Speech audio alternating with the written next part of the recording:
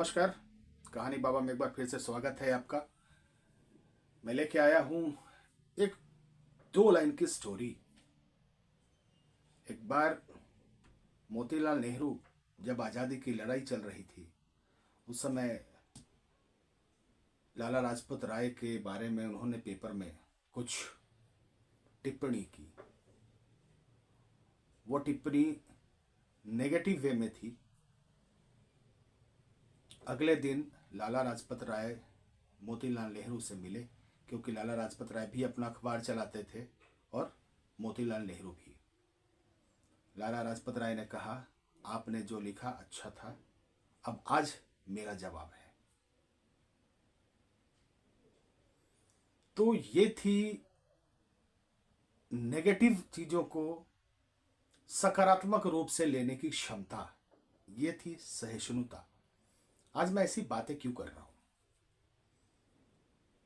क्योंकि दोस्तों, आए दिन मैं देख रहा हूं कि हमारे पत्रकार बंधुओं को, हमारे पत्रकारिता जगत में एक असहिष्णुता आ गई है। और इस असहिष्णुता की वजह बहुत सारी है।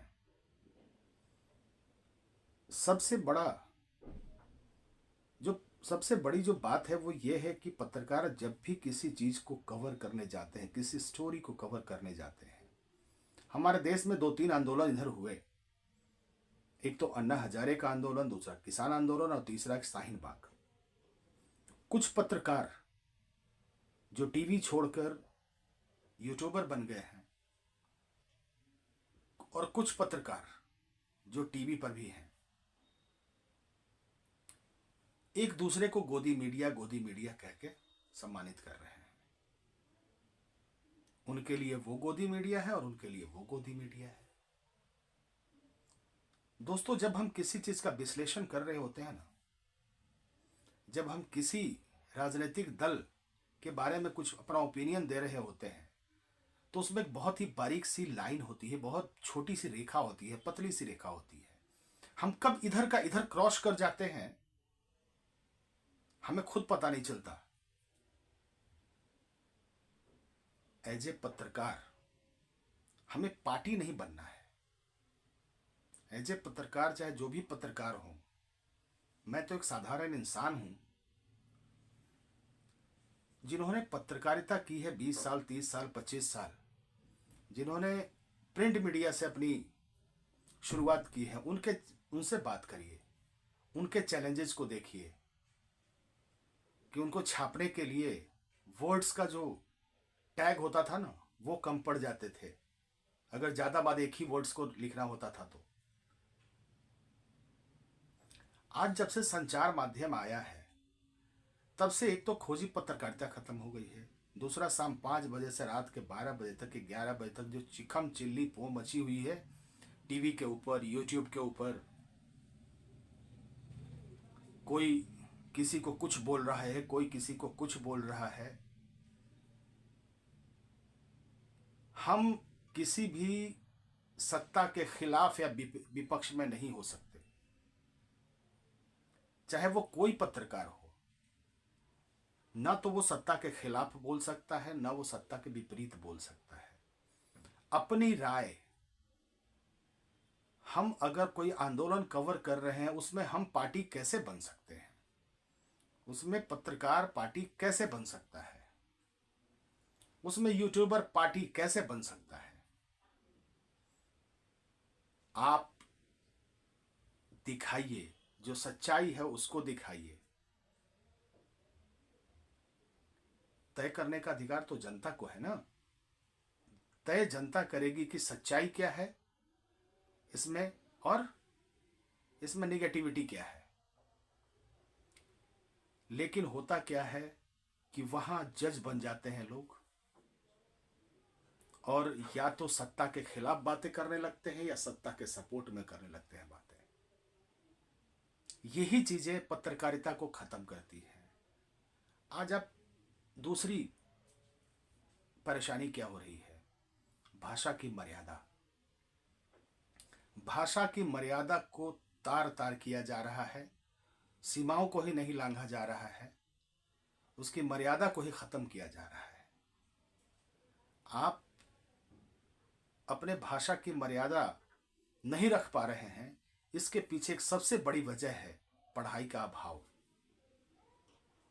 दोस्तों, आज आप यूनिवर्सिटीज़ में जाएं, चौराहे पे जाएं, पत्रकार जहाँ बनाए जा रहे हैं, मीन्स मास मीडिया कम्युनिकेशन के इंस्टीट्यूट में जाएं और बच्चों से पूछें एक सवाल कि बच्चे, आपने अपने कोर्स के अलग से कितनी किताबें पढ़ी हैं? बहुत सारे बच्चों का जवाब ना मिलेगा। जिन बच्चों के हाँ मिलेंगे ना, उसमें वो 2 किताबों का नाम लेंगे, चेतन भगत और शिव खेड़ा। 2-4 लड़के ऐसे भी मिल जाएंगे जो बोलेंगे कि मैं प्रेमचंद को भी मैंने पढ़ा है। अब प्रेमचंद की पढ़ाई में उनसे नाम पूछा जाए तो 1 या 2 उनके बुक्स या कहानियों के नाम ले सकते हैं। वो गोदान की बात करेंगे और पूछ की रात की बात करेंगे। लेकिन उनसे पूछ दिया जाए कि पूछ की रात में क्या था और गोदान में क्या था, ये कोई नहीं बताता। सर बहुत दिन हो गए पढ़े हुए, याद नहीं है। उन्हें हलाकू का नाम तक याद नहीं है। वो हल्कू के नाम को भी नहीं जानते। फिर वो फणीश्वर नाथ रेणु, रामधारी सिंह दिनकर, इस सब लोगों को कैसे पढ़ेंगे? महादेवी वर्मा, इन लोगों को कैसे पढ़ें? क्योंकि जब वो पढ़ेंगे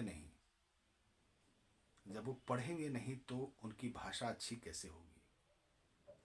दूसरी चीज है सर, हमने अंग्रेजी को अंग्रेजों से ज्यादा बोला है।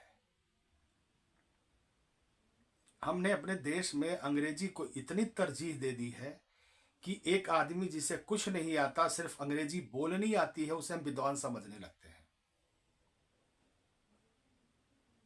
हमारे देश में अंग्रेजी को स्किल के तौर पे किया जाता है। अंग्रेजी को भाषा के तौर पे हम नहीं देखते, जबकि बहुत सारे शब्द ऐसे हैं जिसको हम लोगों ने इंग्लिश से उठाकर सीधे हिंदी में डाल दिया, जबकि हिंदी उनकी आसान थी। उसके बावजूद भी हमने, चलो सिनेमा का तो चलचित्र थोड़ा वास्ट भी है, लेकिन ट्रांसपोर्टेशन का यातायात कितना बढ़िया है, परिवहन कितना बढ़िया है और आसान भी है। लेकिन दोस्तों, हमने जो किया है वो यही काम किया है। और वो जो लोग कहते हैं ना टीवी पर आकर कि मेरी हिंदी थोड़ी वीक है, आप यकीन मानिए उनकी अंग्रेजी भी वीक है। तो वहीं मैं जा रहा था, हमारे जो मित्र थे उनके पास बुक्स का भंडार था, मैं उनके पास बैठ के पढ़ा करता था। वो मित्र गुजराती थे। उनके पास जो कलेक्शन था बुक्स का, वो मैं खरीद नहीं पाया था। तो मैं जब उनके पास पढ़ता था, आप जो टीवी पे तारक मेहता का उल्टा चश्मा देखते हो, वो मैंने तारक मेहता को वहीं पढ़ा। मैंने उनसे बोला एक दिन, भाई साहब आपकी हिंदी तो बहुत अच्छी है। उन्होंने जानते हैं क्या कहा? तुमने मेरी गुजराती नहीं सुनी है, मेरी गुजराती हिंदी से भी अच्छी है। तो आप इस बात का ध्यान रखें कि हमारा जो अपना लैंग्वेज है, हमारा जो अपनी भाषा है, हमारी अपनी भाषा है, उस भाषा पे हम गर्व नहीं कर सकते तो फिर हम कुछ नहीं कर सकते। यही कारण है कि भाषा की मर्यादा पत्रकार बंधु तोड़ते जा रहे हैं। किसी के लिए भी कोई भी शब्द का इस्तेमाल करना एक उनकी आदत बन गई है, शगल बन गया है। दोस्तों, हम उम्मीद करेंगे कि पत्रकारिता का पुराना दौर लौट के जरूर आएगा,